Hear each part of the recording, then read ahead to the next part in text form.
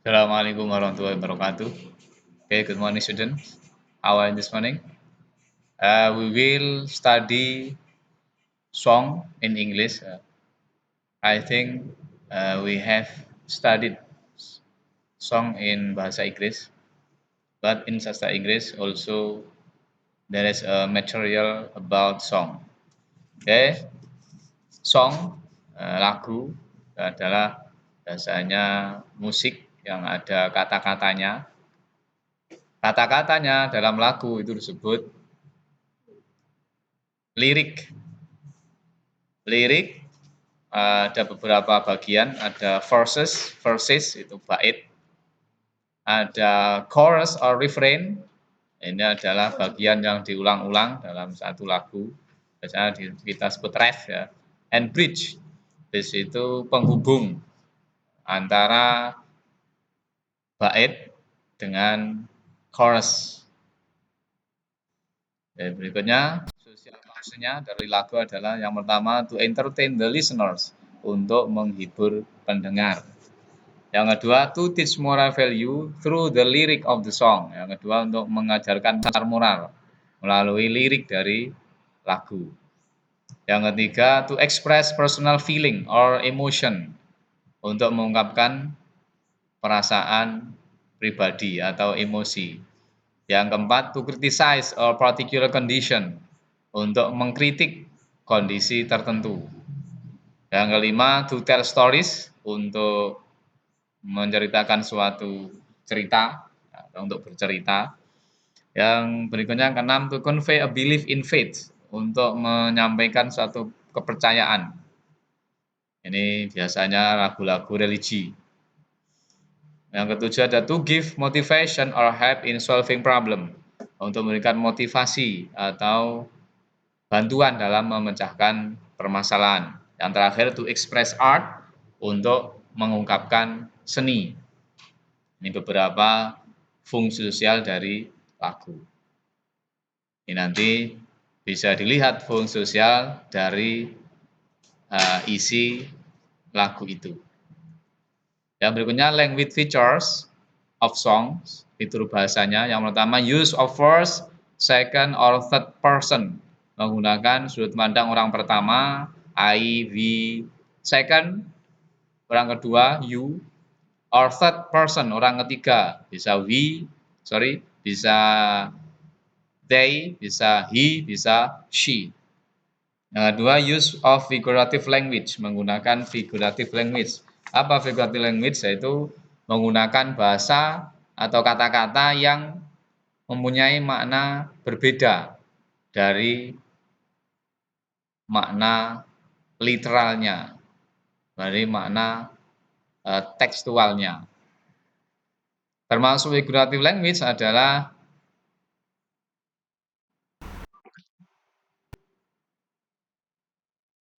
figure of speech atau majas.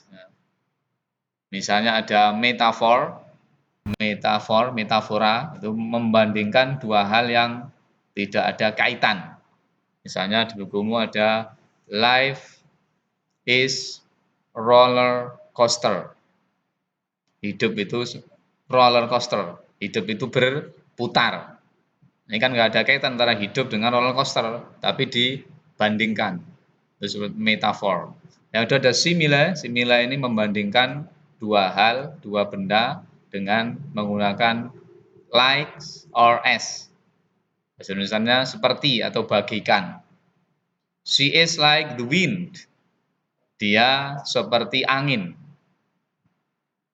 Dia punya sifat yang mirip dengan angin. Mungkin dia orang yang cekatan, cepat dalam berbagai hal. Maka ini ada persamaannya antara yang dibandingkan dengan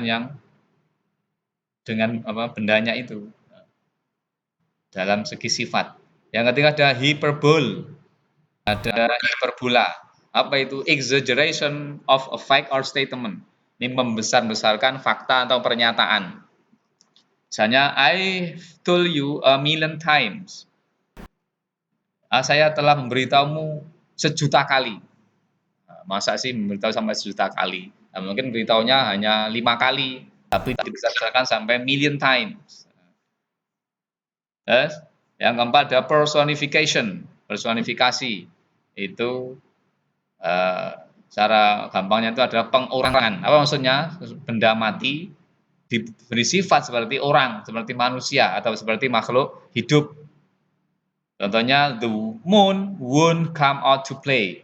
Bulan tidak mau keluar untuk bermain.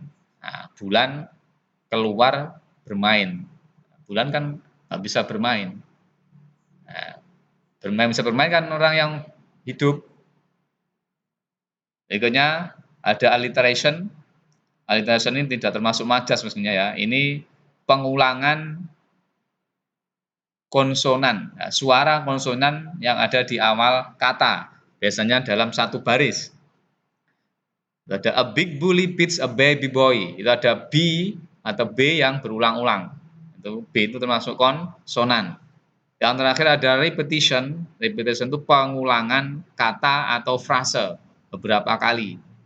Ini untuk membuat ide itu menjadi lebih jelas. If you think you can do it, you can do it. Nah, itu ada you can do it 2 kali. Itu berarti pengulangan, diulang. Berikutnya ada yang ketiga tadi, ada pertama menggunakan orang pertama, dua atau tiga, yang kedua menggunakan figurative language, sekarang yang ketiga use of imagery, menggunakan imagery. Imagery ini apa? Ini yang menunjukkan panca indera.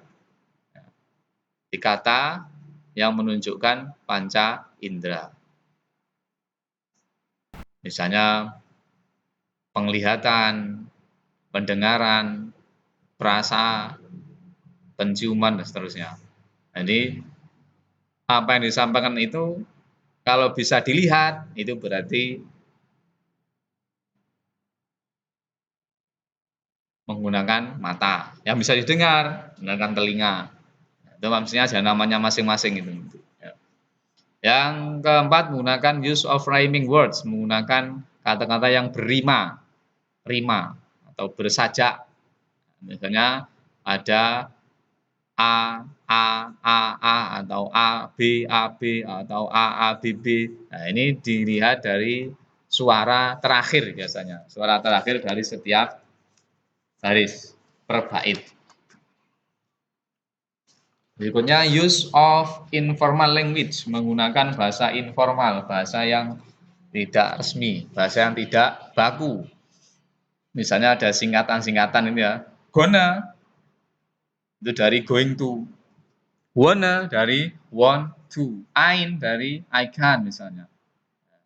Ini apa? Informal language termasuk slang ya, bahasa slang. Bahasa slang itu bahasa kalau di sini bahasa pasaran ya. Bukan bahasa resmi. The use of evocative language, menggunakan bahasa evokatif. Bahasa evokatif bahasa yang digunakan untuk menunjukkan makna atau perasaan yang kuat. Ini untuk menguatkan pemahaman dari orang yang mendengarkan lagu itu. How do I know what I think until I see what I say? Bagaimana saya tahu apa yang saya pikirkan sehingga saya tahu apa yang saya katakan. Ini evocative language. Masa sih kita bisa tahu apa yang kita katakan, bisa kita lihat? Kan nggak mungkin. Bagaimana dia tidak tahu apa yang dia pikirkan? Oke, ini beberapa hal yang terkait dengan lagu. Berikutnya, silakan didengarkan lagu dari Maher Zain, judulnya Ramadan. Nanti dilengkapi kata-kata yang belum lengkap. Thank you for your attention. Assalamualaikum warahmatullahi wabarakatuh.